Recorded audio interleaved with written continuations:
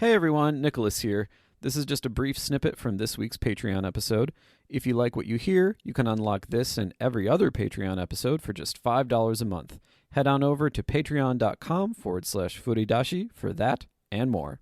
My life in Iowa was coming to an end in the summer of 2014 because just like getting into another venture capital program to try to build something on my own that I was losing interest in, to try to build a visual novel was really the only way I could see us, like me moving forward with my writing Yeah, and getting more technical knowledge.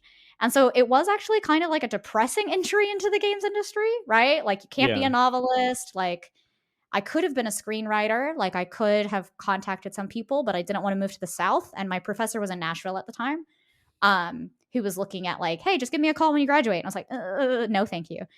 And my business partner at the time was actually going to go back to trade school for graphic design so they could be a UX and graphic designer because yeah, that's what they decided to do. So it was kind of like, it's not so much that the business was falling apart, but that we were like kind of going different ways. And so, I do what every good college grad does when they don't have a job, which is move back in with their parents, rethink their life, sign up for a couple online courses, and go, okay, maybe game design is the way to go. yeah. So then why, so after all that about not going back to the South, why did you go back to the South? Well, What my parents lived in the South. No, okay, I guess I'm Yeah, specifically talking yeah. about Guildhall. So why choose Guildhall? Why not? You are a very so in the entire time that I've known you, you are a very much a self-starter, and I get you kind of have answered this question, but why did you decide to go the route to sort of like studying game design rather than trying to like make your own way in the world as a designer? So that's actually a really interesting question. Yeah. I actually did try self-starting. So I started a how to write for games course on udemy.com. And I got through the first lesson because the first lesson was like, hey, if you're really serious about this, here are some options for you. Which I will say regretfully, you should never do if you're going to create these courses is don't link people to other courses in your first episode of your class. You should do it at the last episode so that someone actually completes it. Um, and I think that I tried to be a self starter and I'd already actually failed. So when I say I started a company, I actually worked with Microsoft Ventures during grad school while I was working on my thesis, during grad school. During undergraduate, while I was working on my undergraduate thesis for 10 weeks. And we tried to do, I tried to actually learn like Azure or something. And they gave me like $10,000 to kind of like, I guess, use their tools, buy equipment. I'm not quite sure. Like they gave my business this money to kind of maybe even hire people. Anyway, it completely bombed. I wasn't able to create the visual novel in the time. I didn't meet any of the business goals. And also, I was working on my thesis while also going to college. Like Yeah, it was just it's a too bad much. time. It was too much. But I also feel like I failed at my second venture school program, which was in the summer, which was another 10-week course where I once again was given like 10,000 and this was split between everybody, right? So this wasn't like personal money. This is just to show like you apply for these things as a student and you get money, right? Yeah. And it felt more of like an internship where I went, I was learning and I was doing a bunch of these like interviews and people were basically just like, look, as long as it has a good story, we don't really care what it is. And so I tried to self start. So I kind of felt like I kind of failed. But really, right, the happy go lucky version I tell on like, I don't know, multimedia or YouTube would be I chose Guildhall because of three reasons.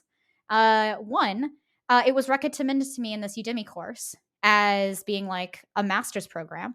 And I actually really believe in higher education. Like, I really believe in formal education. It's something my parents really taught me because they were also the first of their like families to have formal education, and they both did their masters of biology and internal medicine and science and doctor stuff. Very smart people, and I decided to go into video games. And so when I looked at Guildhall and I looked at these programs, I was done with going to school. And so I had three criteria. The first was that it had to be like number one in the world. The second was that it had to be completely focused on learning technical skill because I didn't want any more academic bullshit.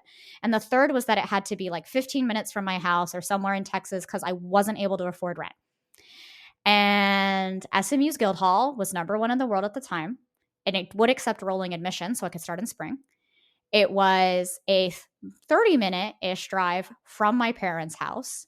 And it had no academic bullshit and was trained by people who had worked at companies For video games, particularly in learning a very specific focused like track, and had like a 90% graduation hire rate.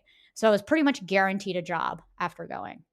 And well, with that, the universe was like, okay, I guess I was like, I shouldn't have given such specific criteria that I would ultimately say, yes, I'm going here too. Now, obviously, I had to apply. Yeah, yeah. But you know me, Nicholas, I applied to one undergraduate university Yep. and I applied to one graduate university. Yeah, that's so for those of you out there who are thinking about going to grad school, this is an extremely bad way to go about it. And Lauryn got super fucking lucky. So do not model, even though we're sort of presenting this as like, hey, you could model your experience and what happened to Lauryn. Do not, under any circumstances, follow this particular part of the path that we have laid out. What I would say is like if the universe is speaking to you, right? Because I learned about Guildhall 4 days before the last open house was available for the public. Yeah, yeah. And literally, I went, Mom, we're going to this on Saturday. This is our Saturday plan now. You're going to drive me so we can learn about this. And I actually honestly asked, like, because they were like talking about application materials, I got to see what would make and present the best application. Yeah. And I was like, they were like, look, even if you have like games that you've designed on paper, we would want to see that in the level design course. And I Yeah. went, okay, sir. So I have like 30 pages of a D&D campaign and like homebrewed classes that are probably 60 pages. If I sent you like 70 pages of material, would you actually read it? This guy ended up becoming my mentor there. And he looks at me in his beautiful British accent and is like, I'd read every damn page. And he says this in like a fucking British accent on a Saturday morning with a bunch of parents. Yeah. And he was like, oh, excuse me. Like, oh, right. Like he was like being serious. I don't know if he Yeah. actually read, I only sent like 40 pages. I don't know if he read every one of them. But what he was trying to say was like, he's like, we start you as if you have zero knowledge and we will teach you all of it. So I think that like on the one hand, yeah, I got lucky, but also remember that like I had been trying to do this for 2 years kind of prior to from 2013 to eventually enrolling in 2015. I'd been doing this for about a year and a half, 2 years to try to get into it. Yeah. So yes, there's luck, there's universe, but also like I made an impression because I came in person. So they knew my face when they saw my app. Yeah. And I also was the only person that had the business experience to brand the game that I designed on paper, market it, created a unique logo for it in Microsoft Word. And I was the only person that, because of my ignorance, actually chose the hardest development engine to put my portfolio in, which was Unreal Development Kit. Because I didn't know that modding existed in 2014. And I didn't know what a Far Cry was. And I didn't want to buy Skyrim. And I was a console gamer and I didn't have a PC. So I couldn't have modded anything because I only had a Mac because I was a creative writer. So yeah. Yay. So then but yeah, maybe don't model that. Well, okay. Well, then what do you think was your most valuable experience at Guildhall? Like, what is the one thing that you learned there or that you did there that you still carry with you even today? Scope. The mouthwash? Yeah, the mouthwash. Always be clean. Okay, by scope. You apparently had to go to a very expensive. No, I think the biggest thing at Guildhall, anybody can be technical. When I say I was a creative writer, I didn't know what modding was. Like I really started my game development experience like literally. Yeah, that's how I say it. If like anybody can be a game developer and can be as technical and systemic as I am, I really truly started from zero. And the first course at Guildhall was Learn C#, right? Yeah. I say scope because since I was so inept in my own opinion that like I didn't feel confident, I learned to really focus on what I could achieve. So while other people felt really technically capable and were going, I'm going to recreate like a Minecraft or Stardew Valley.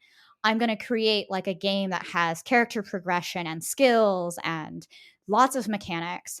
I remade Fruit Ninja because I was like, hey, I need to make a mobile game.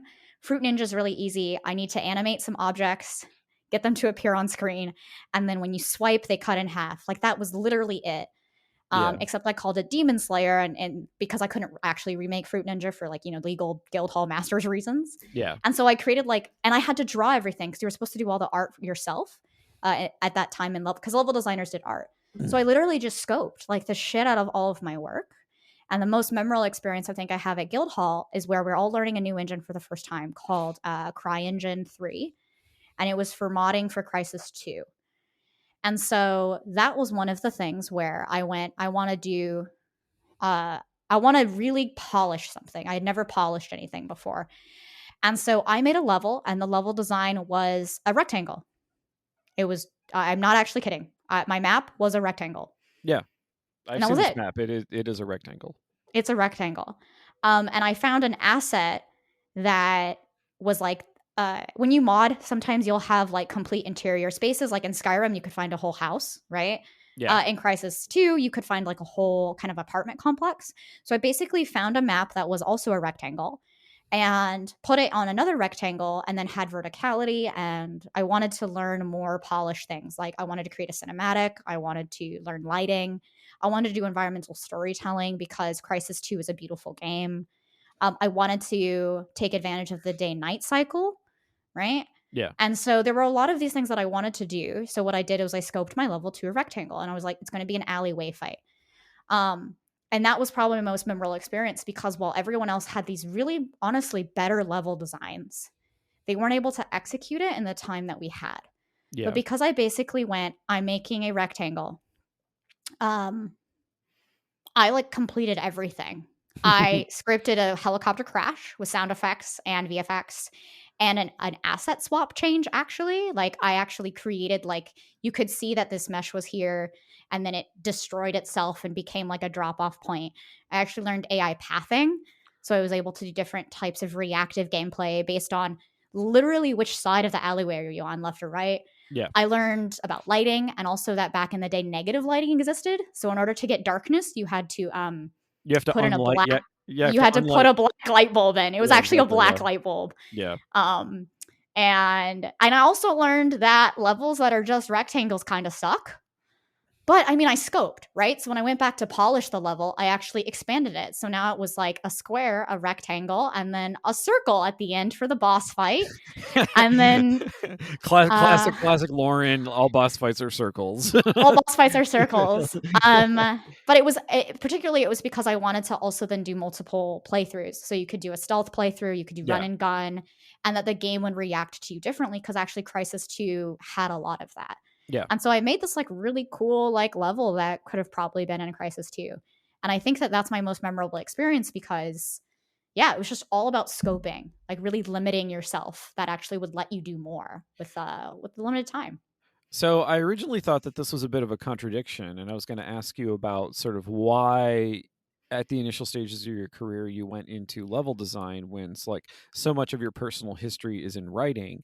But it definitely seems like you have a kind of like obvious logical trajectory. Like there's not actually a contradiction there. Like for you, level design was a way to do writing. Is that sort of a fair characterization? Yeah, that's a super fair thing, actually. So, yeah, what I feel like you have a question to follow up on that. No, I just want you to talk more about that. So, how did you envision sort of like those early stages of your little Babby, back when Lauren was in fact a hapless level designer? Like, how did you conceive of writing as sort of like fitting into that whole aspect of your career? Yeah, it's actually really interesting because I really realized that writing and user experience design went hand in hand for me when I was learning what user stories were in terms of marketing. Yeah, In an introduction to marketing course, they're like, it's all about the story of your brand or the story of your product or how you get people to buy into something is actually because of the stories that come from, what is it? IAM's dog food? Is it like IAMS? Is that what it's? Imes. IAMS. Okay, thank Yeah, you. I was like, I don't know how to say anything, guys. Literally, they were like, the only reason why this brand is so like powerful is because they have all the stories of how healthy the dogs got after eating this dog food.